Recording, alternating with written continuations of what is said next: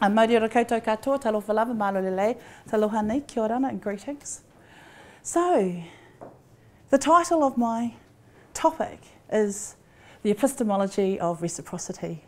However, the subject that I'd like to share with you tonight is about Pip Laufiso, our mother, and her legacy to us in making sure that we had a commitment to family and to community. Now the title, Epistemology of Reciprocity, I love saying that, belongs to her. So Iti was a teacher here in Dunedin. She trained at the Dunedin Teachers College. And she had a brain tumour. Her first brain tumour was 2000. That was removed. And her second brain tumour was 2006. And so all the time that our mother spent in the Dunedin hospital, our family implemented a 24-hour roster of care for her. And I always ended up in the night shift, which started at 11 at night and finished at 7 in the morning, which is a good opportunity for me to sit there and read to mum and plan my lectures. And then one morning, about 3 o'clock in the morning, mum said, I've got it. I have now worked out the title of my PhD, because it was always her dream, after many years in education, to write up her experiences and to retire and do her PhD. So there it was. And so she had me write down in a notebook her title. And from that point on, from 2006, she was always adding to that, adding to what that meant for her. So my talk here tonight is really in three parts as a dedication tribute to her, Iti, E-T-I. So E for education, T for tenacity, and I for interdependence. Let's start with interdependence. Now, interdependence is at the centre of reciprocity, intrinsically linked to culture, our values, our beliefs, our customs, traditions, and the way that we live our lives. And wrapped up with that is also about identity and who we are. Here's a Samoan woman 4,000 miles away from her parents. And there are many lessons that Iti highlighted for us, for her children, around this idea of reciprocity. I'd like to share some of those experiences with you. The first one, there's 3 of them. There's one around childhood and neighbourhood. And there's another one around childhood and family, neighbourhood and village, and then national, international. Let's see if I can get it. The first memory I have, we grew up in a place called Brockville, way up on the hill, proudly so. And our parents had 4 children, and our father, also Samoan, was working in Manapodi, up in West Arm. They were building that tunnel. There were many, many other, I've met so many people from Dunedin whose fathers worked at West Arm, worked up in Manapodi. So here was our mother struggling with 4 kids, young children, in a house in Brockville. And she was, it was close to Christmas, she was struggling, she said we were poor, we had no money, and she was really upset about not having any money for Christmas. On Christmas Eve, there was a knock at the door. And she went there and there was no one there, but there was this big box that was wrapped up in Christmas wrapping, and inside it were Christmas presents and some other Christmas food and Christmas items. And there were also, and some of those gifts were also labelled for each one of us children. And I saw in my mother the absolute appreciation, and she seemed determined to always give back for that generosity and for that, and she was always appreciative of that Christmas fairy, she called it. So there we were growing up in Brockville, and as her mother was a teacher, she also got to teach at the local school, at Brockville School.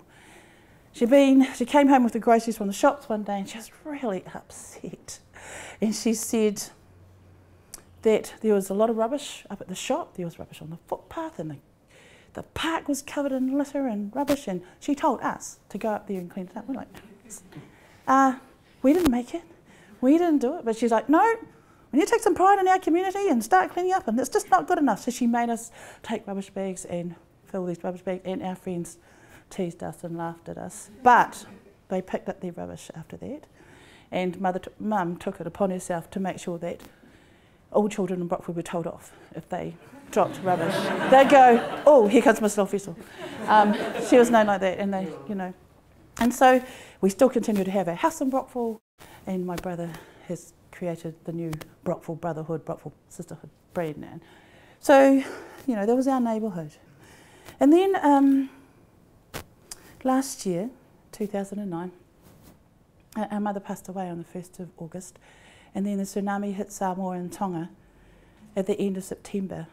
And even though we were a family in mourning and grief-stricken for the loss of our mother, my brother had booked, I think we found out about the tsunami at 7 o'clock in the morning, our brother had booked the Dunedin Town Hall at 11 o'clock in the morning, because he was like, well, we have to do something, we cannot do nothing. So we ran two really big events, I think, at the Dunedin Town Hall. The first one, the Dunedin Community Concert, alongside Mayor Peter Chin, and had some fabulous people come together and present the most amazing community concert, and raised several $1,000s. A week later, we ran our second concert at the Dunedin Town Hall, and that was for a phone call from Auckland. For 50 years of being in this country, our families had established, our parents had established relationships with people up and down the country. So, you know, we didn't go to St Clair to go visit the family, and we'd go to Auckland, we'd go to Invercargill, or we'd go to Christchurch. So based on those relationships spanning 50 years, we get a phone call from Auckland and saying, okay, we're having a concert at the Vector Arena. Can you run the concert in Dunedin? And we're just like, oh, okay. And so it was called I Love the Islands. There were 5 concerts: Auckland, Christchurch, Dunedin, Wellington, New Plymouth, and the was in Samoa, and it raised $350,000. And it was pulled together in that time, and we've been thinking about that, and we know that those successful events have been because of this belief in reciprocity. So then, you know, tenacity, what is that? It's all very well that maybe you have these beliefs and you have some values, but it's also having not just the tenacity but the audacity to then carry some of those things through, to actually say, why can't we have a Pacific Island language and this is our mother? Well, why can't we print readers in New Zealand, in Samoan, Tongan, Niuean, Cook Islands, and Tokelauan? New Zealand has the biggest collection in the world now that Eti launched. Why can't we, why can't we do that? Why can't we educate young people and our communities about AIDS? Why can't we? So she had that. She had the absolute determination to build a vision and to take her people with her. So yeah, E for Eti and E for education. I've told these guys that I don't know really what I wanted to do. I sure as heck was not going to be a teacher. I vowed I would never be a teacher. The perception I had about being a teacher was working all weekend and marking all night, because that's what I saw my mother do.